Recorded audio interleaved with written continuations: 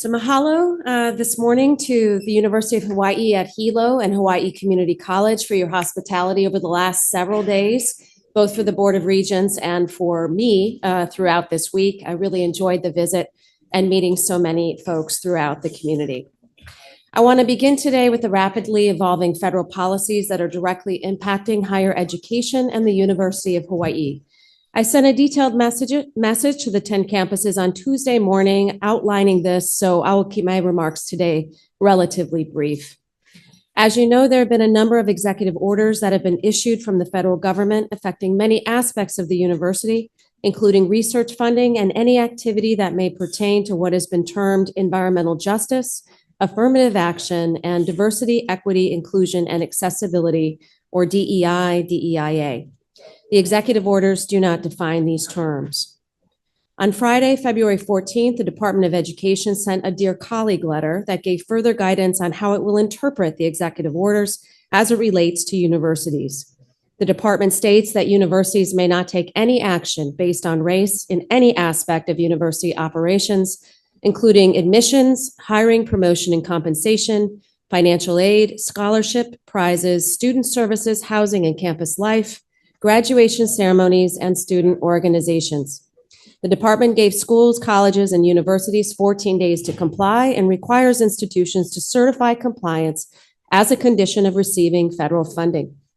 The consequences of noncompliance can include, of course, loss of federal funding, which impacts student financial aid, research grants, and institutional support, but also potential civil and criminal penalties for falsely certifying compliance.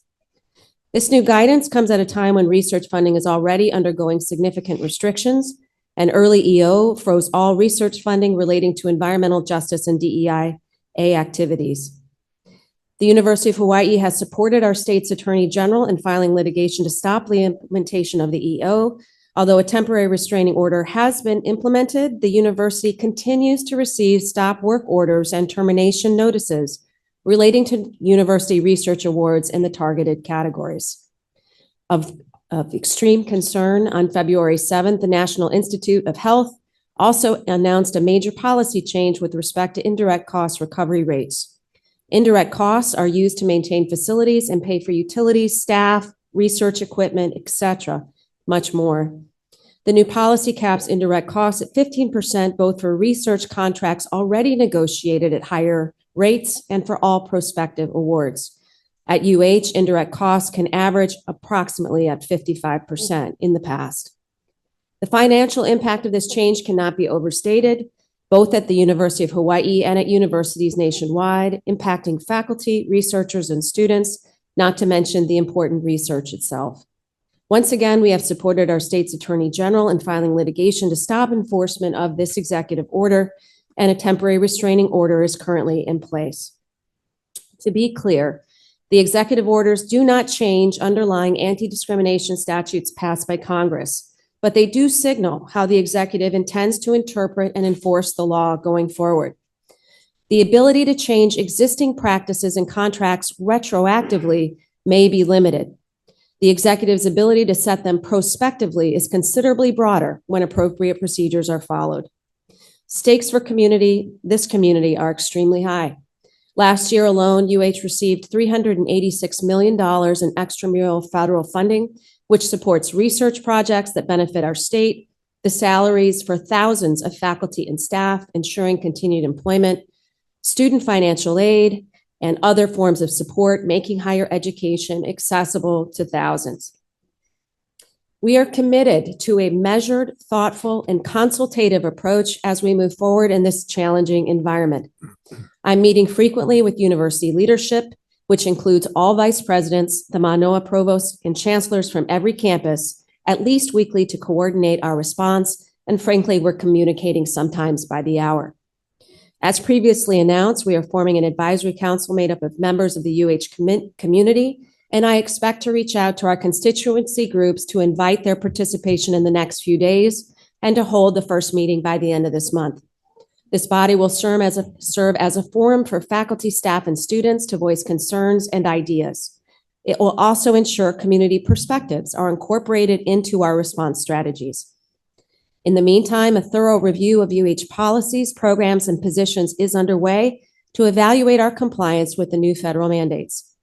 A new resource website will be live shortly that will serve as a one-stop source of information for our community.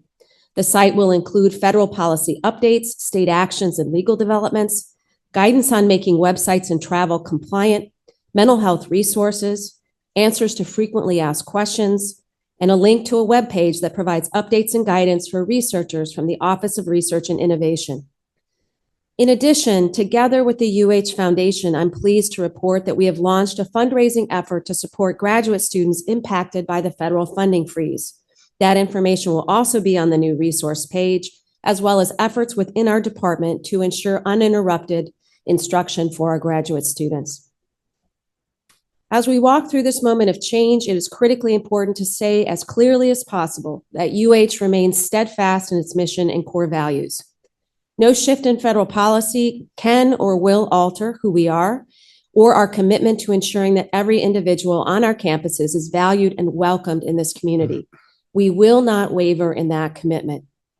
We also remain deeply committed to anti-discrimination laws, accessible education, and academic freedom. We likewise will not waver in those commitments. We will communicate frequently and clearly so that this community can work together and navigate this time with care, thoughtfulness, and resolve. Yes, we will face challenges and there will be setbacks and challenges again. But I believe we are better positioned to weather this period because of who we are and how long we have stood for the principles of value to our community. Our resilience is built into the very fabric of UH, and that will carry us forward. One source of optimism for me during these challenging moments has been my tour of the UH campuses and education centers. So far, I've visited 6 campuses and 2 workforce centers and will visit several more next week. By the end of March, I will complete these visits. At every stop, I've been listening, learning, and meeting incredible people and greeted with genuine hospitality, a little taste of which we got here today. Each campus and center is truly unique, reflecting the communities they serve, and yet also share many common concerns and opportunities. My message to every campus remains clear. You are seen, you are heard, and you are important to this university, and these visits, importantly, are the beginning of an ongoing conversation about how to move forward together.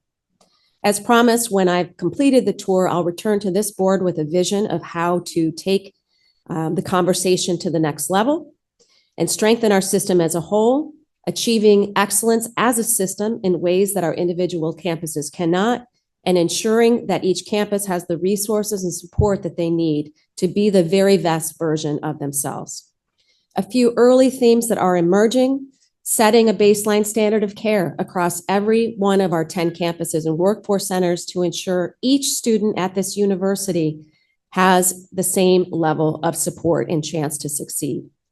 Leveraging technology to provide equitable access across the system, especially for campuses that currently lack some critical tools and resources. Streamlining student pathways between community colleges and four-year campuses so that credits will transfer seamlessly and eliminate the need for articulation agreements within the university. And finally, expanding the use of AI to improve student services, operations, and efficiency.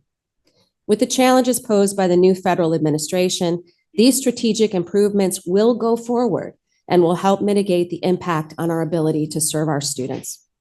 My commitment is to continue listening, collaborating, and working together to build a stronger future for UH with you, the board, and with our community. And finally, before I turn it over to Chancellor Irwin and the campus presentation, and also Chancellor Kazama, some highlights from my favorite media source. They wrote that into my comments, by the way. That's UH News. Yeah. Congratulations to Windward Community College on receiving the prestigious 2025 ACE Fidelity Investments Award for Institutional Transformation. This national recognition celebrates Windward's innovative efforts in expanding access to education, particularly through its fully online Hawaiian Studies degree, workforce-aligned programs, and essential student support services. Mahalo to Chancellor Ardis Eschenberg, her leadership team, the faculty and staff, and everyone who made that incredible achievement possible. On February 7th, many of you participated with me in a news conference with Lieutenant Governor Sylvia Luke and Senate President Ron Kochi about the launch of the UH Manoa Early College Education New Bachelor's in Early Childhood Care and Education. It will address the critical shortage of early childhood educators in Hawaii and focuses on preparing teachers to support children from birth to age 9. This aligns with statewide efforts like the Ready Keiki Initiative, which aims to expand preschool access for all 3- and 4-year-olds by 2032. The program was developed in collaboration with multiple community colleges, and the curriculum meets national teaching standards.